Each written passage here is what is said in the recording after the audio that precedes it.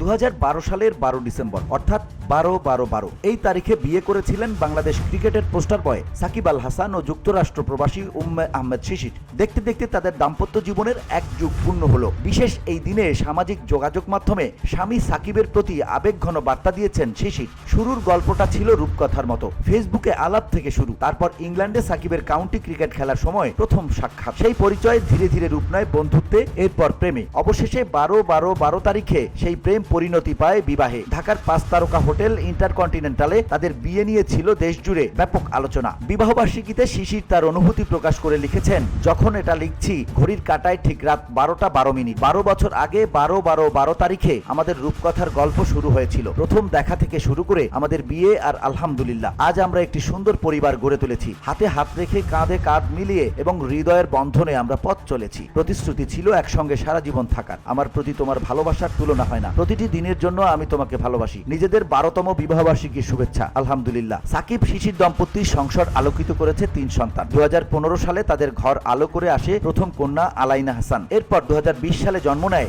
মেয়ে ইরাম হাসান। 2021 সালের মার্চে তাদের ঘর জুড়ে আসে পুত্র সন্তান ইজা আল হাসান। বর্তমানে পরিবার নিয়ে বেশিরভাগ সময় যুক্তরাষ্ট্রে কাটাচ্ছেন সাকিব। তবে দেশের রাজনীতির প্রেক্ষাপটে সাকিবের দেশে ফেরার বিষয়টি এখন অনিশ্চিত। ক্রিকেট ক্যারিয়ারের শেষ হতেও তেমন সুখকর যাচ্ছে না এই তারকার। ইতোমধ্যে তিনি টেস্ট ও টি20 ফরম্যাট থেকে অবসরের ঘোষণা দিয়েছেন। তবে সব বাধা কাটিয়ে তাদের এই দাম্পত্যের রূপকথা যেন আরো অনেক বছর চলতে থাকে, সেই কামনাই করছেন ভক্তরা।